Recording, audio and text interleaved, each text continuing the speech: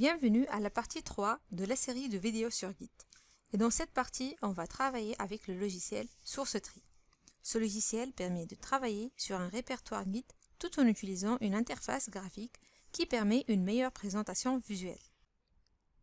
Pour le télécharger, on va taper sur Google SourceTree. Ensuite, c'est le premier lien, donc on clique dessus.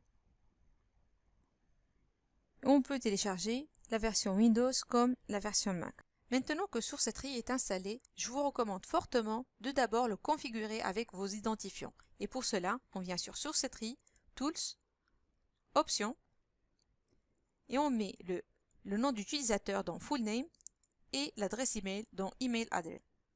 Ensuite, ce qui serait intéressant, c'est de relier votre SourceTree à un compte Bitbucket ou un compte GitHub.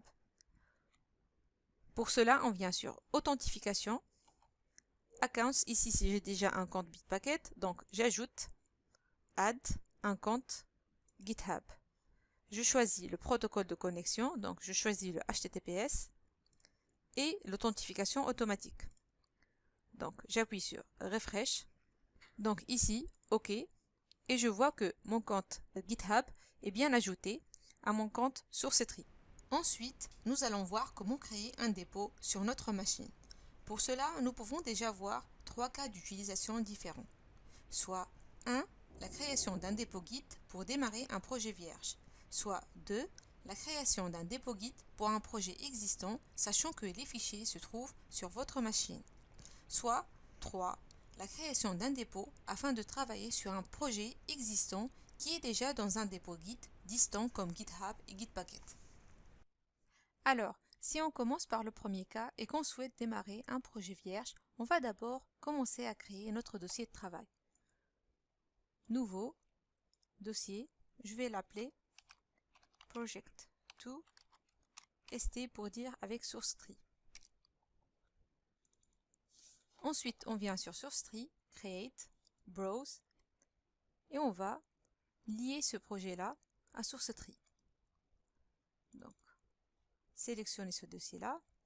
Ensuite, j'ai la possibilité et l'option de lier ce projet-là directement avec mon GitHub. Donc, c'est ce que je vais faire.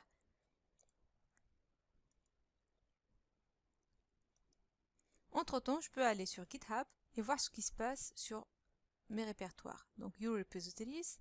Et là, je vais voir que Project2 ST updated il y a 14 secondes. Donc, le projet Project2 ST vient d'être créé. Je peux commencer à travailler déjà sur ce projet. Donc, je vais créer deux fichiers. Un fichier code dans lequel je vais taper mon code Python et un autre fichier README qui va contenir le résumé de mon projet.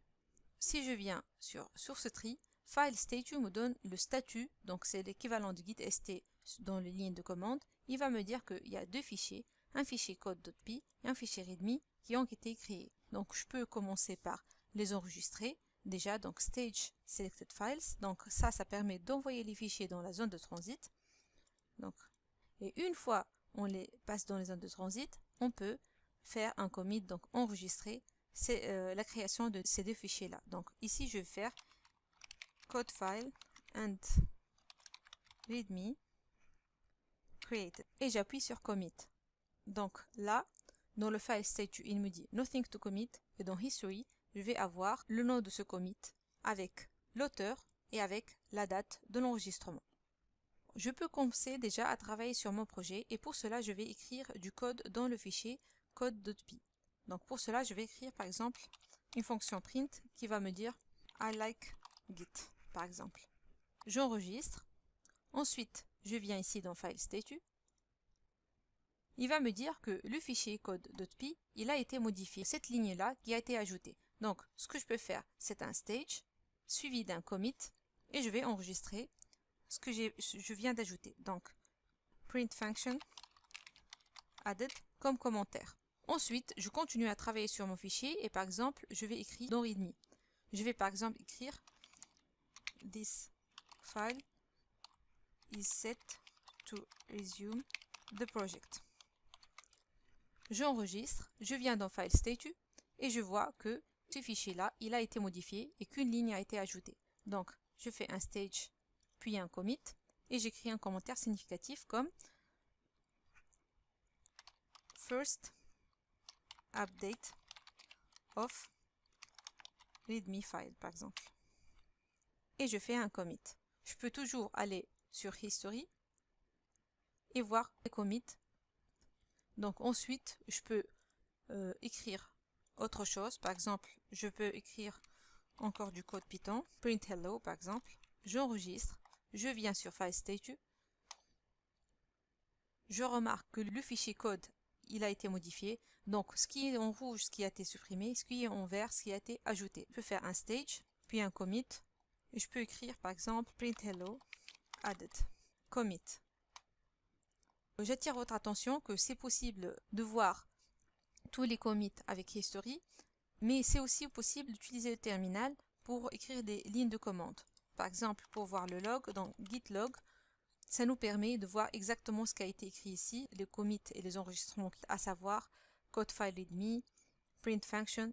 On peut aussi faire un git statue pour le statut, donc c'est l'équivalent de file statue. Maintenant, si on souhaite envoyer tout le travail fait sur ce projet-là sur GitHub, ce qu'il faut faire, c'est un push. Donc, on appuie sur push et on va envoyer du master de la branche locale vers le master de la branche de répertoire distant. Donc, j'appuie sur push et entre-temps, j'ouvre le projet de ST, je rafraîchis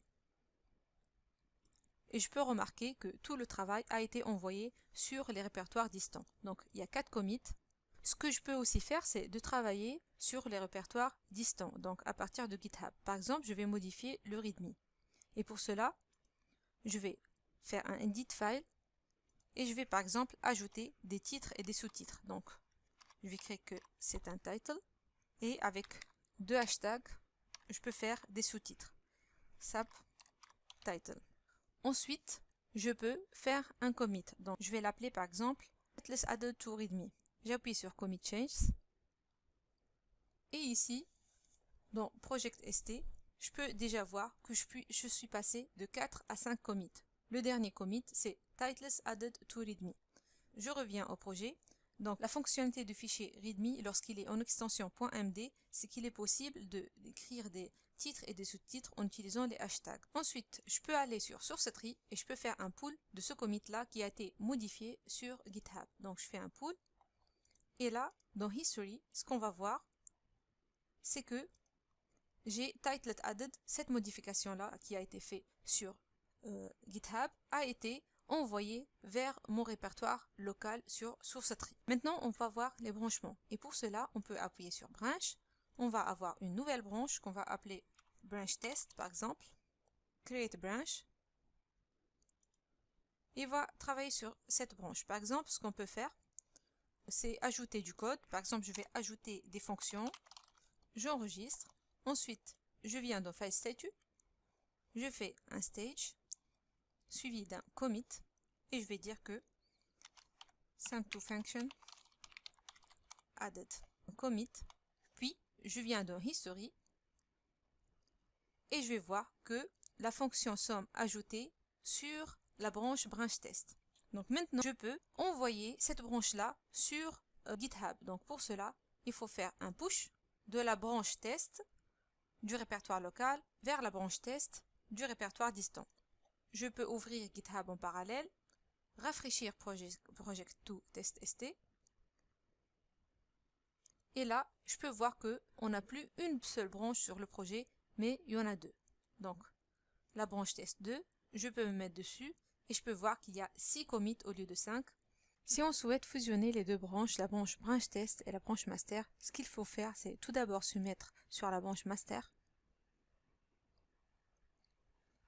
Ensuite, cliquer sur Merge.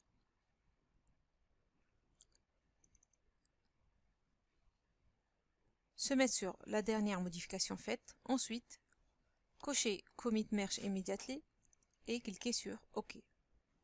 Et là, on va voir un nouveau commit, c'est celui de la fusion. Dans Master, on a le dernier commit de branch test. Il nous propose de faire un push pour mettre à jour le dossier sur GitHub. Donc on peut faire un push. Ainsi, notre répertoire sur GitHub, il est mis à jour. Ce sera tout pour cette vidéo. C'est ainsi qu'on finit cette série de vidéos sur Git et SourceTree. Si vous avez des questions, n'hésitez pas à les mettre en commentaire sur cette vidéo ou de m'envoyer un email.